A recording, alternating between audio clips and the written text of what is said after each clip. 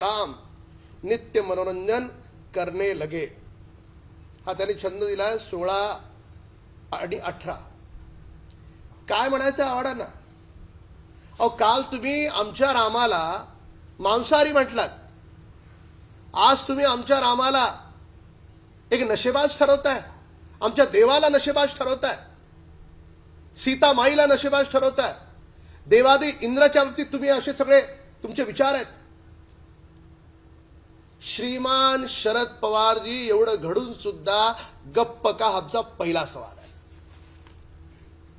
उद्धव ठाकरे त्यांच्या सोबत आहेत, कुठेही जितेंद्र आव्हाड माफी मागायला तयार नाहीत, तरी उद्धव ठाकरे त्यांची लेखणी एकही शब्द त्यांच्या विरोधात लिहित नाही. याचं काय कारण? त्यांचे प्रवक्ते किंवा उद्धवजींचे पुत्र युवराज आदित्य ठाकरे हे दोघेही एकही शब्द हिंदुत्वाचा, प्रभू रामचंद्रांचा दिवसा ढवळ्या अशा पद्धतीनं आमच्या श्रद्धांशी ते खेळतात. कोणीच काही बोलायला तयार नाही. म्हणजे त्यांचे शरद पवार गटाचे खासदार अमोल कोल्हे असं वाटत होतं की ते आव्हाडांचा निषेध करतील. अमोल कोल्हेनी जी पत्रकार परिषद घेतली त्याच्यात ते म्हणतात राम कोणाचा मक्ता नाही. आम्ही कुठे म्हटलं कोणाचा मक्ता आहे? राम या देशातल्या प्रत्येकाचा आहे. पण तुम्ही आमच्या श्रद्धेशी असं खेळणार आहात. त्याच्यानंतर पुढचं आता काय झालंय की आव्हाडांना काही कागदपत्र मिळाली, ही गोष्ट खरी आहे, पण त्यांना सत्यस्थिती कळलेली नाही. या ठिकाणी मी हे 18 पुराण ठेवलेत, कारण आपला हिंदू धर्म जो आहे 4 वेद, 6 दर्शनशास्त्र, 18 पुराण आणि 2 जे महाकाव्य आहेत रामायण आणि महाभारत, याच्यावर आपलं पूर्ण हिंदू धर्माचं जे शास्त्र आहे तो बेस आहे आपला. आणि उपनिषद. तर रामायण हे आपल्यासाठी कसं जगावं त्याचं ते महाकाव्य आहे. वाल्मिकींनी जे रामायण लिहिलं गेलं त्याचे मूळ श्लोक आहेत 24,000. त्याच्यानंतरचं जे उत्तरार्ध आहे, मी आत्ताच रामभद्राचार्य यांच्याशी बोललो, ज्यांनी सुप्रीम कोर्टामध्ये राम मंदिराच्या बाबतीमध्ये फार मोठं त्यांचं योगदान आहे. त्यांचा व्हिडिओही आहे, तोही मी दाखवीन. त्यांनी काही संदर्भ दिले तेही मी तुम्हाला सांगेन. रामभद्राचार्यांशी मी बोललो. ललित महाराजजी म्हणून हिमालय स्थित आहेत, 30 डिग्री मायनस टेम्परेचरमध्ये राहतात, 24 तास रामनामाचा जप करतात. अशा अनेक साधू संतांशी मी कालपासून बोललो. सगळ्यांचं म्हणणं एकच आहे की उत्तरार्धातला जो रामायणाचा भाग आहे तो प्रक्षिप्त आहे. म्हणजे जे नंतर आलेले आक्रांत आहेत त्यांनी आपल्या हिंदू धर्माला, आपल्या देवी देवतांना बदनाम कसं करता येईल आणि त्याच्यामुळे हिंदू धर्मातले लोक धर्मांतर कसं करतील याच्यासाठी तो घुसवलेला भाग आहे. त्याच्यामुळे रामायणातला उत्तरार्ध कुठलाही साधू संत महात्मा मानत नाही. आणि नेमकं आव्हाड इथेच घसरले. त्यांना माहिती देणाऱ्यांनी कदाचित दिली बरोबर, पण माहिती देणाऱ्यांनी अर्धवट माहिती दिली आणि आव्हाडांकडे तो भाग दिला ज्या भागाला साधू संतांमध्ये, महंतांमध्ये मान्यता नाही. कारण 24,000 श्लोक वाल्मिकी रामायणाच्या पूर्वार्धात आहेत आणि 24,000 श्लोक शास्त्रामध्ये सांगितले गेलेत. मग उत्तरार्धात आलेले श्लोक आले कुठून? हे आक्रांतांनी घुसवलेले श्लोक आहेत. आता त्यांनी काही वेळापूर्वी मीडियाला पाठवलेला एक श्लोक, तौ तत्र हत्वा चतुरो महामृगान वराह मृष्यम पृष्यतम महारुरम आदाय मेद्यम त्वतरितम बुभुक्षितो वासाय काले ययतुर वनस्पतीम. आता ह्यांनी आव्हाडांना जो कोणी संस्कृतचं भाषांतर करून देणारा भेटलाय तो महान असला पाहिजे. त्यांनी काय भाषांतर केलं याचं? त्यांनी या श्लोकाचं भाषांतर केलंय जे तुम्हाला मला घृणा यावी. म्हणतात, तिथे पोचल्यावर भूक लागलेल्या राम लक्ष्मणानं एक रानडुक्कर, एक हरिण, एक काळवीट मारलं, त्यांच्या मांसाचं सेवन केलं आणि नंतर एका झाडाखाली निद्रा केली. संस्कृतमध्ये एक सुभाषित आहे, शब्दानाम अनेक अर्था. शब्द एक आहे.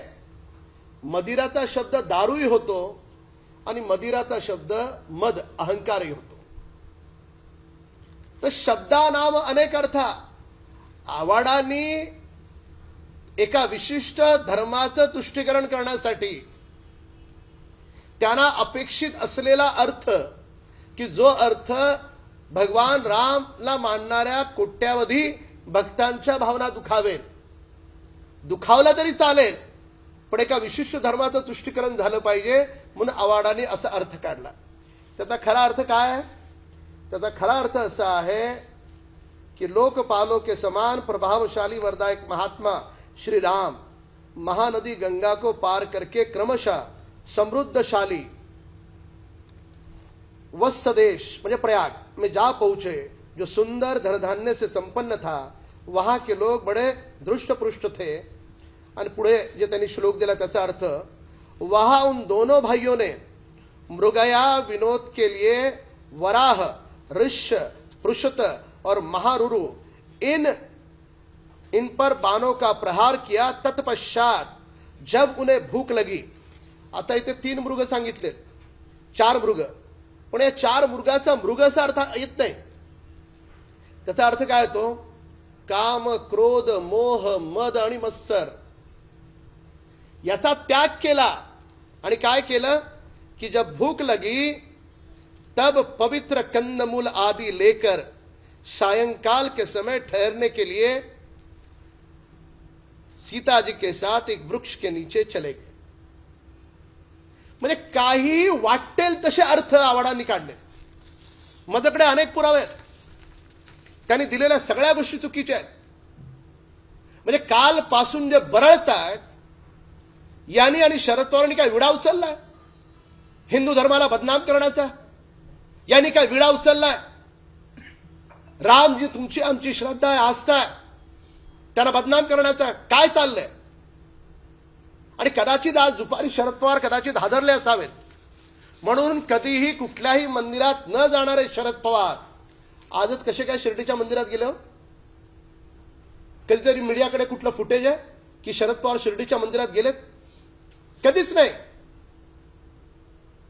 म्हणजे एका ठिकाणी एका विशिष्ट धर्माचं तुष्टीकरण करण्यासाठी एकानं शिव्या घालायच्या आणि दुसऱ्यानं त्याला सारवं करायची. तर हे जे काही चाललंय ना आवाडांचं, हे सगळं त्यांच्या गटाचं ठरवून चाललंय. 22 जानेवारीला जे भव्य दिव्य मंदिर उभं राहतंय आणि आता शरद पवारांच्या आशा सगळ्या मावळल्यात. त्यांना दिसून चुकलंय की त्यांना काही पंतप्रधान होता येणार नाही. म्हणून हिंदीमध्ये म्हण आहे की पेट का दर्द जुबा पे आ रहा है. ह्यांना बघवत नाही राम मंदिर. आणि आवाडांना श्लोकच पाहिजेत ना, तर त्या वाल्मिकी रामायणामध्ये जाऊन पहा. चतुर्दशी वर्षांनी वस्यामी विजने वने मधुफुल फले जीवन हित्वा मुनिवद आमिषम. पण 14 वर्ष वनवासात जाताना प्रभू रामचंद्र म्हणतात की त्यांनी ऋषीसारखं जीवन जगेन आणि कंदमूळ, मध आणि फळ खाऊन जीवन जगेन. वाल्मिकी रामायणात आलं. हे काय नाही सापडलं आवाडांना? आवाडांना जे मुस्लिम आक्रांत भारतात आले आणि ज्यांनी तुमच्या आमच्या रामायणामध्ये लोकांनी धर्म परिवर्तन करावं म्हणून काही गोष्टी घुसवल्या गेल्या, त्याच आवाडांना कशा काय सापडल्या? हा माझा सवाल आहे. सापडल्या का मुद्दाम होऊन राम मंदिराचं भव्य दिव्य असं स्वरूप जगापुढे उभं राहतंय? मुस्लिम राष्ट्रात सुद्धा रामाची मंदिरं उभी राहतात. याच्यासाठी ते हादरले आणि ही ठरवून केलेलं त्याचं षडयंत्र आहे. याचं उत्तर माननीय आवाड आणि शरद पवार साहेबांनी जरूर द्यावं. पुढे अजूनही काही रामचरित मानसातले दोहे आहेत. कंदमूल फल भारी भरी भरी दोना चले रंक जुनू लुटन सोना. म्हणजे केवळ कंदमुळ, केवळ फळं आणि वेळप्रसंगी शबरीची उष्टी बोरं ही प्रभू रामचंद्राने खाल्ली. काय म्हणतात आवाड? आमच्या रामाला मदिरापान करणारे म्हणतात. आमच्या देवाला मदिरापान करणारे, आमच्या देवाला मांसाहार करणारे म्हणतात. माझं आव्हान आहे आवाडांना, जर देवतांना मदिरा प्रिय होती, मांसाहार प्रिय होता, तर स्वाभाविक आहे आपण भोग चढवताना, प्रसाद चढवताना जे देवी देवतांना प्रिय आहे ते चढवू. कुठल्या मंदिरामध्ये मदिरा किंवा मांसाहार चढवला जातो ते सांगा. अहो, साधा आपल्या घरात पूजा असेल, गणपती असतील, नवरात्री असेल, तर एखादा मांसाहार करणार असेल तोही त्या दिवशी करत नाही. आणि चुकून कोणी केला असेल आणि बाहेर मंदिरात गेलो तो मंदिराच्या आत येत नाही. हे आवाड विसरले का? हे विसरले नाहीत ते, त्यांच्या बरोबर सगळ्या लक्षात आहे. पण ठरवून मुद्दाम होऊन 22 तारखेचा भव्य आणि दिव्य कार्यक्रम त्याला काळिंबा कसा लावायचा याचं षडयंत्र हे जे सगळे घमंडी अलायन्सवाले आहेत ना, हे सगळे पक्ष एकत्र मिळून रचतायत, हा आमचा आरोप आहे. निवडणुका जवळ आल्या, राहुल गांधी जानवं घालतात. उद्धव ठाकरे मर्द हा शब्द प्रत्येक भाषणात 25 वेळा बोलतात. मर्द हा शब्द बोलल्याशिवाय त्यांचं भाषण संपतच नाही. माननीय उद्धव साहेब, आपण महाराष्ट्राचे माजी मुख्यमंत्री राहिलात.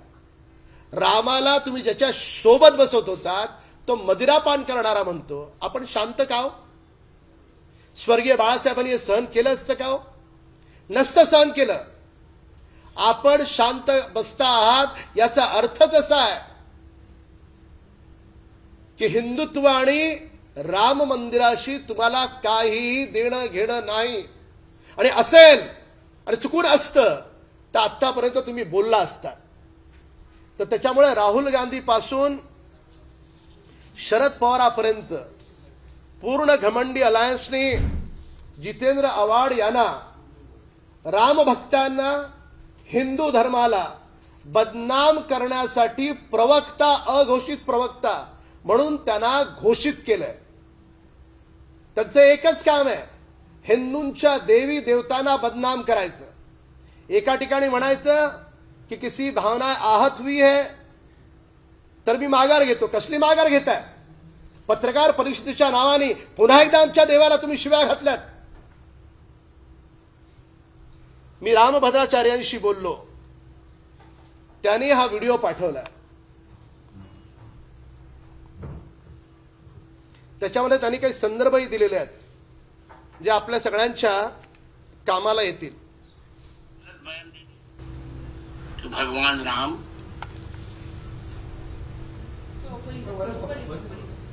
शाकाहारी नहीं थे, ये उसका बयान शरारतपूर्ण है. क्योंकि भगवान राम शाकाहारी थे. सुंदरकांड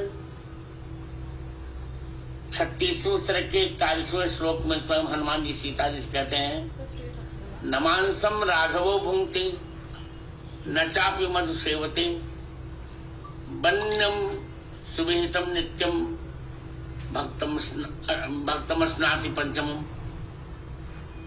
रघुकुल का कोई भी व्यक्ति मांस खाता ही नहीं. और उत्तरार्ध जो उत्तरकांड का प्रमाण दिया है उन्होंने, उत्तरकांड तो प्रक्षिप्त है वाल्मीकि रामायण का, उसे प्रमाण ही नहीं माना जाता. और वनवास में जो वे कहते हैं कि वहां तो शिकार करके ही खाना पड़ता था, ऐसा कुछ नहीं. वन में कंदमूल फल तो होता ही था और भगवान राम कंदमूल फल ही खाते थे. इसीलिए वाल्मीकि रामायण के अयोध्या कांड के 20वें सर्ग के 29वें श्लोक में भगवान राम प्रतिज्ञा करते हैं, चतुर्दशी वर्षाणि वत्स्यामि विजने वने कंदमूल फलैर जीवन हित्वा मुनिवदामुषम. मैं 14 वर्ष याच्यामध्ये अनेक संदर्भ त्यांनी दिलेले आहेत. हा व्हिडिओ मी तुम्हाला सगळ्यांना फॉरवर्ड करीन. पण बोलण्याचा मुद्दा असा आहे की श्रीमान आव्हाडांना हे माहित नाही असं नाहीये. लोकसभेच्या निवडणुकीमध्ये होणारा दारुण पराभव आणि 22 जानेवारीला पूर्ण देशभरात निर्माण होणारं दिवाळीसारखं भूतो न भविष्यती असं ऐतिहासिक वातावरण, याच्यामुळे हादरलेली विरोधी पार्टी आता एवढी रसातळाला गेली आहे की जो तुम्हारे हमारे राम है, जे आपले परमेश्वर आहेत, त्यांना नशेबाज म्हणायला सुद्धा ही लोक मागे पुढे पाहत नाहीत. तर त्याच्यामुळे सर्व रामभक्तांना माझं आव्हान आहे की जोपर्यंत शरद पवार गटाचे नेते आव्हाड रामभक्तांची आणि प्रभू रामचंद्राची माफी मागत नाहीत, त्याची अटक तर 100% होणार. आम्ही पुन्हा एकदा माननीय मुख्यमंत्र्यांकडे जाणार. घाटकोपरमध्ये FIR त्यांच्या विरोधात नोंदवला जातोय, अटकही त्यांची होईल. पण केवळ अटक नाही, त्यांना माफीही समस्त हिंदू समाजाची मागावी लागणार. कारण एका समाजाचं तुष्टीकरण करण्यासाठी त्यांनी बाकी काही राजकारण करण्यासाठी त्यांना अनेक मुद्दे मिळतील, पण देवादिकांच्या बाबतीमध्ये त्यांनी इतकं राजकारणाची पद खाली सोडायला नको होती. एवढंच. कदम साहेब, तुम्ही आता घाटकोपरमध्ये गुन्हा दाखल करण्याच्या मागणीसाठी गेला होता, तो विरोध केला. त्यामध्ये आणखी काही अपडेट आहेत पोलिसांकडून? त्याच्यामध्ये व्हिडिओ फुटेज त्यांनी घेतलंय. व्हिडिओ फुटेजचं त्यांनी भाषांतर केलंय. भाषांतर केल्याच्या नंतर IPC मार्फत त्यांच्यावर कुठली कुठली कलमं घेतली जातात त्याचा अभ्यास केला जातोय. मी स्वतः या बाबतीत उद्या माननीय मुख्यमंत्र्यांची भेट घेणार आहे. माननीय मुख्यमंत्र्यांची आणि देवेंद्रजींची भेट घेणार आहे, उपमुख्यमंत्र्यांची. त्यांची भेट घेऊन जोपर्यंत त्यांच्यावर गुन्हा दाखल होत नाही, त्यांना अटक होत नाही, तोपर्यंत समस्त रामभक्त शांत बसणार नाही. तुम्ही कुठली IPC कलम दिलेली आहेत का पोलिसांना की ही अशी काही अशी कुठल्या तुमच्याकडून कोणती कलम सुचवण्यात आली आहे? तो अध्ययनाचा विषय, कारण त्याच्यात एक विषय नाही. एक तर त्यांनी खोटी माहिती दिली, जी माहिती आध्यात्मिक जगतामध्ये ज्या माहितीला आधार मानला जात नाही, तर त्याच्यामुळे कुठेतरी लोकांची दिशाभूल करण्याचा ते जाणूनबुजून प्रयत्न करतात.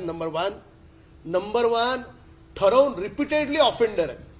म्हणजे कालही रामाबद्दल मांसाहारी म्हटले, आज प्रभू रामाबद्दल नशिलेबाज म्हटले. काल रामाबद्दल म्हटले, आज सीतेबद्दल म्हटले, इंद्राबद्दल म्हटले, इंद्राच्या पत्नीबद्दल म्हटले. म्हणजे दररोज त्यांचं हे जे चुका करण्याचं जे तंत्र आहे, देवी देवतांना बदनाम करण्याचं जे तंत्र आहे, ते दररोज सुरू आहे. तर त्याची वेगवेगळी कलमं आहेत, पोलीस ते लावतील आणि त्यांची अटकही निश्चित होईल. येणाऱ्या निवडणुका लक्षात घेता एका विशिष्ट समाजाला खुश करण्यासाठी किंवा त्यांच्या मतांसाठी ही वक्तव्य केली जात आहेत? नाही, प्रश्न असा आहे की ते तुष्टीकरणाचं राजकारण करतायत हे स्पष्ट आहे. पण शरद पवार आणि उद्धव ठाकरे का गप्प आहेत? आणि जर गप्प आहेत तर माननीय शरद पवारांना आणि माननीय उद्धव ठाकरेंना देखील ते तुष्टीकरणच करायचंय, त्यांचं समर्थन आहे, हा त्याचा अर्थ होतो. त्यांनी आज पत्रकार परिषद घेतली तेव्हा सुद्धा माफी हा शब्द वापरला नाही. ते म्हणाले की मी खेद व्यक्त करतो. त्यांनी माफी हा शब्द वापरला नाही आज सुद्धा पत्रकार परिषदेमध्ये. खेद व्यक्त करतो असं ते म्हणाले. नाही, मुळामध्ये कसं आहे की अहंकार अजून संपलेला नाही आणि हे सगळं विरोधी पक्षाचं ठरवून चाललंय. रामाला बदनाम करायचं, हिंदू धर्माला बदनाम करायचं, सातत्यानं करत राहायचं. राम मंदिराचं भव्य निर्माण आता 22 जानेवारीला पूर्ण होईल, तर त्याच्या आधी जे वातावरण चांगलं होणार आहे ते वातावरण गढूळ करायचं. हे सगळं जे चालू आहे ना, हे असं अचानकपणे घडत नाहीये, हे ठरवून घडतंय.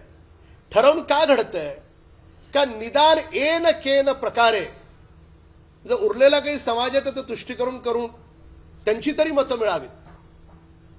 पण त्यांच्या हे लक्षात नाही आलं की राजकारणासाठी तुम्हाला कैक मुद्दे मिळतील, पण प्रत्येकाच्या घरामध्ये देवारामध्ये जी मूर्ती आहे रामाची, जी मूर्ती आहे देवांची, त्या मूर्तीला तुम्ही म्हणाल की ती मटण खाते, चिकन खाते, दारू पिते, तर मला महाराष्ट्राच्या जनतेला विचारायचंय, आपल्याला सगळ्यांना हे मान्य आहे का? आणि मान्य नसेल तर आपल्याला सगळ्यांना मिळून काँग्रेस पक्ष, शरद पवार गट आणि उद्धव ठाकरे यांना त्यांच्याच भाषेत उत्तर द्यावं लागेल. तुम्ही सरसकट शरद पवार गटावर किंवा इंडिया अलायन्सवर टीका करता, म्हणजे राहुल गांधींपासून ते उद्धव ठाकरेंपर्यंत. पण रोहित पवारांनी काल वेगळी भूमिका घेतली. त्यांनी ट्विट केलंय त्यांनी असं म्हटलंय की धार्मिक मुद्द्यावर बोलू नका, सरकारला घेरायचं असेल तर बेरोजगारीच्या मुद्द्यावर बोलू. नाही, शरद पवार गटामध्ये कसं आहे की त्यांनी ठरवून दिलंय, तू टीका कर, मी शिर्डीच्या मंदिरात जाईन आणि हा असं ट्विट करेल, असं त्यांचं बरोबर सगळं ठरवून चाललंय. कारण सगळ्या पत्रकारांमध्ये आज हीच चर्चा होती की शरद पवार कधीच कुठल्या मंदिरात जात नाहीत. पूर्ण देशभरातल्या साधू संतांमध्ये जेव्हा आक्रोश निर्माण झाला तेव्हा कसं काय शरद पवारांना अचानक शिर्डीचं मंदिर आठवलं, कसं काय अचानकपणे रोहित पवारांनी ट्विट केलं. तर त्याच्यामुळे हे ठरवून आहे, तू टपली मार, नंतर मी अमुक म्हणतो, मग तू तमुक म्हण. ही ठरवलेली स्क्रिप्ट आहे आणि ही ठरवलेली स्क्रिप्ट तुम्हा आम्हाला मूर्ख बनवण्यासाठी आहे. कारण हे सगळे आपल्याला गृहीत धरतात आणि ह्यांचं हे गृहीत धरणं आहे, याला जोपर्यंत आपण धडा शिकवत नाही, आपण कधीच आपल्या देवादिकांना आपण मांसाहार किंवा मदिरेचं आपण प्रसाद चढवत नाही. आणि ही जर अशी विधानं करत असतील तर आता वेळ जागा होण्याची आहे. तुम्ही ठरवून करतायत असं म्हणताय, पण मग घराणेशाहीचा आरोप सुद्धा शरद पवारांवर सातत्यानं होत असतो. मग त्यांच्या फॅमिलीतले जे आहेत, त्यांच्या परिवारातले जे आहेत, तेच हिंदू देवतांच्या विरोधात विधान करत नाही, हे सुद्धा ठरवलेलं आहे का की परिवाराला वाचवायचं आणि इतर कोणाला तरी टीका करायला सांगायचं? त्याचा काढू तसा अर्थ आहे, पण हे सगळे मिलीभगत आहे. शरद पवार गुट के नेता श्रीमान जितेंद्र आव्हाड के लगातार हिंदू धर्म की देवी देवताओं के खिलाफ बेहुदी बयानबाजी कर रहे हैं. राम भक्तों की जो भावनाएं हैं, उन्होंने कल भी शाम को आहत की. हमारे भगवान को कल शाम को उन्होंने कहा कि राम भगवान मांसाहार करते हैं. पूरे देश में जब आक्रोश उमड़ा, साधु संत लोग राम भक्त जब सड़कों पर आए, तो आज उन्होंने पत्रकार वार्ता करने का नाटक किया, नौटंकी की. ऐसा लगा था कि वे माफी मांगेंगे, पर उन्होंने कतई माफी नहीं मांगी, बल्कि कुछ ऐसे दस्तावेज देने का असफल प्रयास किया. और दस्तावेज देते समय उन्होंने भगवान राम को कल रात को जितना उनकी छवि को धूमिल किया था, कल रात को वे कह रहे थे कि भगवान राम मांसाहारी है.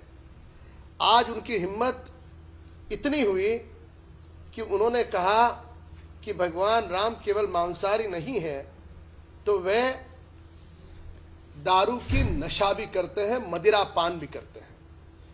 अब उन्होंने पत्रकारों को जो दस्तावेज दिए, उस दस्तावेजों में वे खुद लिख रहे हैं, जो भी उनके पास दस्तावेज होंगे, वो दस्तावेज ये कहते हैं उन्हीं की भाषा में, ये 16वां और 18वां कोई स्कंद होगा या श्लोक होगा. राम ने अपने हाथ में नशीली मदिरा से लेकर सीता को इस प्रकार पिलाई जिस प्रकार इंद्र ने अपनी पत्नी शची को पिलाई. अरे इस इंसान की क्या हिम्मत है. भगवान राम वो भी शराब और सीता मैया को पिला रहे, और वो कह रहे हैं कि जैसे इंद्र भगवान देवादिदेव इंद्र अपने पत्नी को पिलाते उस प्रकार पिलाई. आगे जाकर के और घिनौनी कुछ बेहुदी बातें लिखते हैं कि सेवक तभी राम के खाने के लिए अच्छी तरह पकाए गए मांस एवं भांति भांति के फल शीघ्र ले आए. कल मांसाहार राम भगवान करते हैं ऐसा उन्होंने उल्लेख करा, आज दोबारा फिर से कर रहे हैं सुबह. और फिर गीत में कुशल बालाएं तथा मदिरा की नशे में धुत रूपवती स्त्रियां गाकर राम का मनोरंजन करने लगी. शरद पवार जी, आपके गुट के नेता श्रीमान जितेंद्र आव्हाड, जो हमारे मंदिरों में, हमारे घर के देवालय में जिनकी मूर्ति स्थापित है, जो हमारी श्रद्धा है, जो हमारी आस्था है, उनके प्रति इस प्रकार की बातें वो भी पत्रकारों को दस्तावेज करके दे रहे हैं. आपकी खामोशी क्यों है? क्या आपके इशारे पे ये बोल रहे हैं? इस बात का जवाब आपको समूचे देश को देना होगा। अवार्ड जी ने कुछ दस्तावेज तो प्रस्तुत किए, पर वो ये भूल गए कि वाल्मीकि रचित रामायण के 24,000 श्लोक हैं। अब यहां पर मैंने ये 18 पुराण, 6 दर्शन शास्त्र और जो हमारे 2 महाकाव्य रामायण और महाभारत और जो 4 वेद हैं वो रखने का यहां पे प्रयास किया है, क्योंकि यह हमारे लिए हिंदू धर्म की धरोहर है, एक महान विज्ञान है। और इस विज्ञान को जो मुस्लिम आक्रांता है, उन आक्रांताओं ने कुछ ऐसी बातें उसमें घुसेड़ने का प्रयास किया, क्योंकि वाल्मीकि रचित रामायण में 24,000 श्लोक है। पर आज अगर रामायण देखोगे तो उत्तरार्ध में कई सारे श्लोक हैं जो पूरे भारतवर्ष में, आध्यात्मिक जगत में, साधु संतों में, अखाड़ों में, महंतों में, मुनियों में वो प्रक्षिप्त है, यानी उसे मान्यता नहीं है। उसमें आक्रांताओं ने ऐसी भाषा घुसेड़ी है जानबूझ करके, ताकि लोगों के मन में देवी देवताओं के बारे में घृणा पैदा हो और वे हिंदू धर्म छोड़ करके अन्य धर्मों को वे अपनाएं। इस कारण घुसाया गया। अवार्ड जी, ये जो मूल बात है, ये मूल बात या तो भूले हैं या तो उनको पता है, पर जानबूझ करके बोल रहे हैं, क्योंकि यह उनके पार्टी का घमंडी अलायंस का एजेंडा है। क्या कारण है एजेंडे का? तुष्टीकरण। अब उन्होंने कुछ अर्थ दिए हैं। कुछ देर पहले उन्होंने पत्रकारों को एक श्लोक भेजा था रामायण का, और उस श्लोक का उन्होंने अर्थ बताने का प्रयास किया। अब क्या अर्थ बताया? श्लोक उन्होंने भेजा अध्याय का 52वां श्लोक है, 102। अध्याय 52 है अयोध्या कांड का, और श्लोक नंबर 102 है। तौ तत्र हत्वा चतुरो महामृगान वराह मृष्यम पृषतम महारुरम आदाय मेद्यम त्वरितम बुभुक्षुतो वासाय काले ययत्र वनस्पतिम। अब श्रीमान अवार्ड जी ने इसका अर्थ क्या लगाया, देखो आप। संस्कृत में एक सुभाषित आता है कि शब्दा नाम अनेक अर्था। एक शब्द के अनेक अर्थ होते हैं। जैसे मैंने कहा कि मदिरा का अर्थ शराब भी होता है, मदिरा का अर्थ मद यानी अहंकार भी होता है। तो हर शब्द को कई सारे अर्थ हैं। अवार्ड जी ने अपने को जो चाहिए वो अर्थ लगाया। क्या अर्थ लगाया? कि बोले राम और लक्ष्मण ने एक रान डुक्कर, एक हिरन, एक कालविट नाम का एक मृग है, उनको मारा, उनके मांस का सेवन किया, फिर एक पेड़ के नीचे सो गए। श्रीमान अवार्ड जी, या तो आपका संस्कृत का जो भाषांतर करके आपको दे रहा है वह कमजोर है, या तो आप जो सही उसका अर्थ है वो लोगों को नहीं बताना चाहते। पर खैर, उसका सही अर्थ हम बताएंगे। उसका सही अर्थ है कि राम और लक्ष्मण, उन दोनों भाइयों ने मृगया विनोद के लिए वराह, ऋष्य, पृषत और महारुरु, इन 4 महामृगों पर बाणों का प्रहार किया। अब ये 4 मृग क्या है? अध्यात्म की दुनिया में साधु संतों ने इसका जो अर्थ दिया है वह अर्थ यह है कि 4 जो काम, क्रोध, मोह, मद, मत्सर जो हमने कहा, इन 4 का वर्णन है। अब यह वर्णन अगर श्रीमान अवार्ड जी अपने हिसाब से लगाए और हमारे भगवान राम को बदनाम करने का दुस्साहस करे, दुष्कर्म करे, तो हिंदू धर्म के लोग कतई सहन नहीं करेंगे। और आगे क्या लिखा है कि जब उन्हें भूख लगी तो पवित्र कंदमूल आदि लेकर सायंकाल के समय ठहरने के लिए सीता जी के साथ एक वृक्ष के नीचे चले गए। अरे एक तरफ शरद पवार के ये नेता बिल्कुल उस श्लोक का अर्थ ऐसा लगा रहे हैं कि हिंदू समाज में भगवान राम की छवि के प्रति घृणा पैदा हो। अगर घृणा होती तो लोग क्यों पूछते? यह घृणा किसने डाली है? यह घृणा आक्रांताओं ने घुसाई है।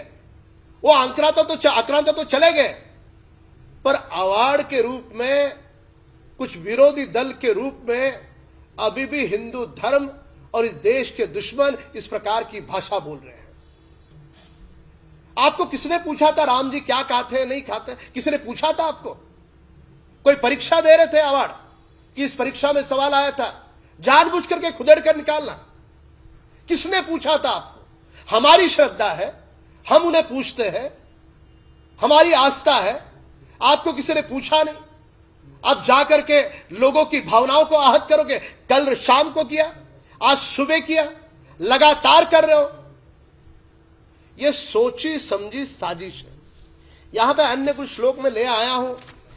जब भगवान राम वनवास के लिए निकले तो यहां पर श्लोक आता है, चतुर्दश ही वर्षानि वस्यामि विजने वने मधुफुल फले जीवन हित्वा मुनिवद आमिषम। इसका अर्थ यह है कि राम जी ने कहा कि मैं ऋषिवत जीवन जीऊंगा। खाने में क्या खाऊंगा? कंदमूल, फल और शहद का सेवन करके जीवन बताऊंगा। अब इतनी सारी बातें हैं, पर यह सच्चाई शरद पवार गुट के नेता जानबूझ करके लोगों को बताना नहीं चाहते, या जानबूझ करके उन चीजों को बताना चाहते हो कि जिससे किसी समाज का तुष्टिकरण हो। अब दूसरा, रामचरितमानस में एक छंद आता है, कंदमूल फल सुरस अति दिए राम कह आनी, प्रेम सहित प्रभु खाए बारंबार बखानी। क्या अर्थ है इसका? प्रभु रामचंद्र जी के सेवन में कंदमूल और शहद था। प्रभु रामचंद्र जी के सेवन में मांसाहार और मदिरा, यह शब्द प्रयोग शरद पवार गुट के नेताओं की ओर से हो रहा है। यह हिंदू धर्म का अपमान है, उनकी शरारत है, उनका यह घिनौना कर्म है। और यह सब शरद पवार जी के इशारे पे हो रहा है क्या? यह संदेह अब राम भक्तों के मन में उत्पन्न हुआ है, क्योंकि शरद पवार जी को हमने मंदिर में जाते हुए कम देखा है। आज अचानक से कैसे शिरडी चले गए? राहुल गांधी तो चुनाव आने पर जनेऊ पहनते हैं, प्रियंका गांधी भी मंदिरों में मत्था टेकती है। कल से पूरे देश में आक्रोश है। दोनों की खामोशी क्या बताती है? क्या कांग्रेस को भी इस प्रकार से राम भक्तों की भावनाओं के साथ खेलना उनका समर्थन है? उद्धव ठाकरे की कलम सामना में लिखते समय उसे क्या पैरालिसिस का अटैक आया? उनकी क्या बोलती बंद हो गई? हर भाषण में 25 बार जो व्यक्ति मर्द मर्द मर्द मर्द इन शब्दों का प्रयोग करता है, कहां गई उनकी मर्दानगी? अरे देवी देवताओं के बारे में तुम्हारे साथी बोल रहे हैं, 24 घंटे बीत गए, तुम्हारे मुख से एक शब्द नहीं निकलता। जो मर्द शब्द तुम 25 बार बोलते हो, आज राम भक्त तुमसे पूछना चाहते हैं, वो तुम्हारी मर्दानगी कहां गई? क्या स्वर्गीय बाला साहब ठाकरे से सहन करते? इसके लिए कई सारे दस्तावेज हैं यहां पर। शरद पवार जी की खामोशी, उद्धव ठाकरे का सामना में उसके प्रति कुछ भी नहीं लिखना, उसका खंडन नहीं करना, उसका विरोध नहीं करना, खुद चुप बैठना। आदित्य ठाकरे जो मुखर रहते हैं वो भी इस विषय में खामोश है। राहुल गांधी वो भी खामोश है। जितने भी विपक्ष की जो घमंडी दल है, अलायंस है, वो सारे के सारे खामोश है। इसका अर्थ केवल और केवल इतना ही निकलता है कि 22 जनवरी को आदरणीय प्रधानमंत्री मोदी जी के नेतृत्व में जो भव्य दिव्य मंदिर बनने जा रहा है, उस भव्य दिव्य मंदिर में से पूरे देश में एक दिवाली का माहौल बन रहा है 450 वर्षों के बाद। तो उससे जो व्यथित हुए हैं लोग, उनकी व्यथा, उनके पेट का दर्द, यह अलग अलग करतूतों से लोगों के सामने आ रहा है। मैं महाराष्ट्र के मुख्यमंत्री से पुनः एक बार मांग करता हूं कि आज हमने एफआईआर दर्ज हो उनके खिलाफ, इसके लिए हमने अर्जी दी है, शिकायत की है। कल मैं स्वयं महाराष्ट्र के मुख्यमंत्री जी से मिलूंगा, मिलकर के आदरणीय गृह मंत्री उप मुख्यमंत्री देवेंद्र फडणवीस जी से मिलेंगे। जब तक अवार्ड की गिरफ्तारी नहीं होती, तब तक समूचे भारतवर्ष का राम भक्त चुप नहीं बैठेगा। और अब तो ये पूरी तरह से ये बात सुनिश्चित हो गई कि ये सारे वही लोग हैं जो राम मंदिर का फैसला देरी से आए करके देश की सर्वोच्च न्यायपालिका में 22 वकीलों की फौज इन लोगों ने दी। आदरणीय प्रधानमंत्री नरेंद्र मोदी जी नहीं होते तो मेरे देश के 140 करोड़ लोग आज 22 जनवरी को जो भव्य दिव्य राम मंदिर है वो कभी नहीं देख पाते।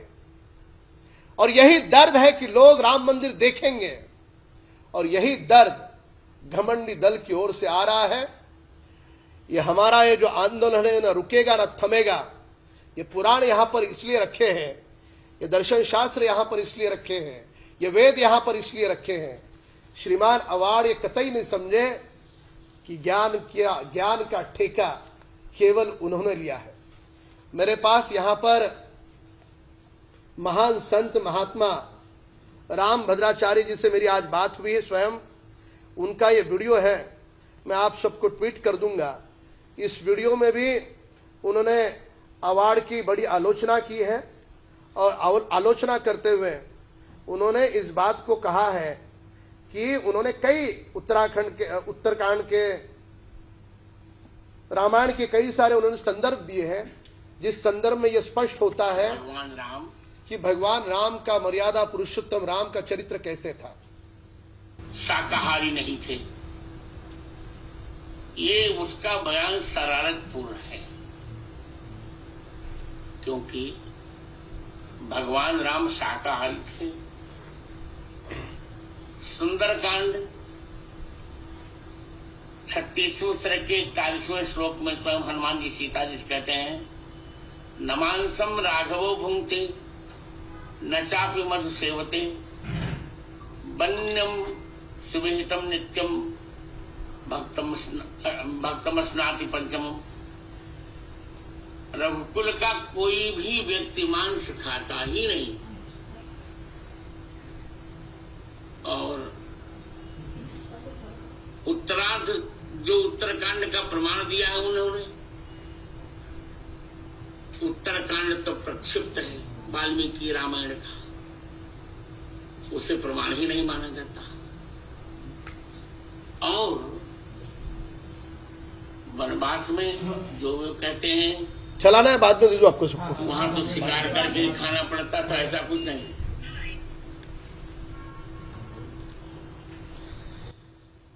तो कुल मिलाकर के इस पत्रकार वार्ता से महाराष्ट्र और देश की दुनिया को हम इतना ही बताना चाह रहे हैं कि ये लड़ाई राम भक्तों की लड़ाई है। राम भक्त और एक तरफ है और राम विरोधी एक तरफ है। दुर्भाग्य से जो हिंदुत्व की बात करते हैं उद्धव ठाकरे भी राम विरोधी गुट में शामिल हुए हैं। शरद पवार जी की समर्थन के बगैर अवार्ड का बार बार भगवान राम के प्रति इस प्रकार से बेहुदा बयान आ नहीं सकता।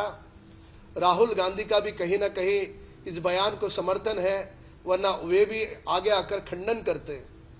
तो इन सारे घमंडी दल को देश के समूचे राम भक्त उनका हिसाब चुकता करेंगे। ये तुष्टीकरण की राजनीति इस मां भारती के मुल्क में आने वाले भविष्य में नहीं होगी। और जब तक अवार्ड किसी हम व्यक्ति के विरोध में नहीं है, हम उस विचारधारा के विरोध में हैं। उस विचारधारा का हम पुरजोर तरीके से विरोध करेंगे। और जब तक उनकी गिरफ्तारी नहीं होती, उनके मुख से माफी नहीं आती। आज तो हमने आंदोलन किया, वो उतना उग्र नहीं था, पर कल का हमारा आंदोलन इससे भी बड़ा उग्र होगा। और पूरे देश भर में साधु संत जो जो राम नाम का जप करता है, जिस जिस व्यक्ति की भगवान राम के प्रति श्रद्धा है, देवी देवताओं के प्रति श्रद्धा है, आस्था है, वे सारे लोग सड़कों पर उतरेंगे और इस विचारधारा को इस देश से पूरी तरह से चकनाचूर करेंगे, नेस्तानाबूद करेंगे। धन्यवाद। एबीपी माझा, उघडा डोळे बघा नीट।